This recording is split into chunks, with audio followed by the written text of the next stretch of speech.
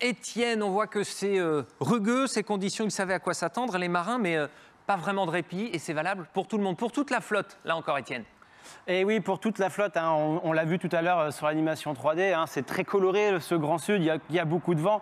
Et on voit, on a des options, je ne sais pas si on se souvient hier sur du live, Jean Lecam, il expliquait très bien, Jean, qui disait quand on fait du bâbord Amur, on remonte vers le nord, on va toucher les anticyclones, les conditions vont être plus cool. Quand on fait du tribord Amur, on descend vers le sud, à ce moment-là, on va toucher les dépressions avec l'état des vagues qui vont avec. Jean préférait être vers le nord et on voit qu'ils ont été nombreux à prendre cette décision. Hein. On voit donc Damien Seguin ici, Jean Lecam, Benjamin Ferré qui sont sur le groupe Nord. Et c'est Antoine Cornic avec Louis Duc qu'on retrouve sur une route beaucoup plus sud. En 2020, Louis Burton avait fait cette route très proche de la Z2A tout le temps pour faire le moins de distance possible.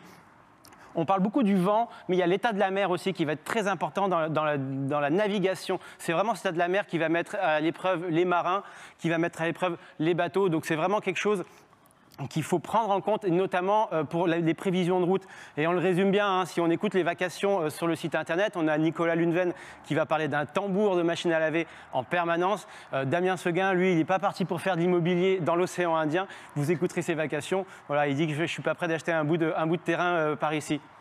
J'ai pas envie d'acheter un terrain dans l'Indien, effectivement, c'est ce qu'il dit. C'est la différence entre la théorie de la carto et la pratique, la réalité du terrain, justement, Étienne.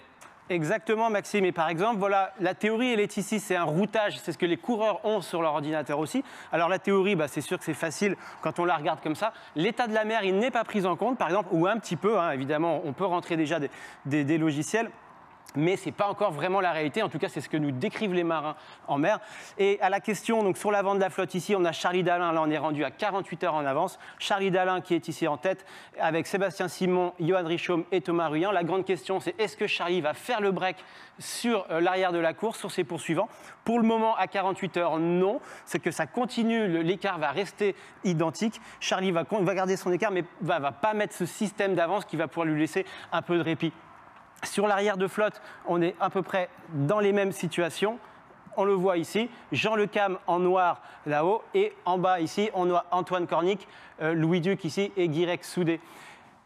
Sur l'arrière de flotte, le Grand Sud, on le voit ici sur Antoine Cornic qui va prendre encore des grosses dépressions, beaucoup de vent, beaucoup de vagues.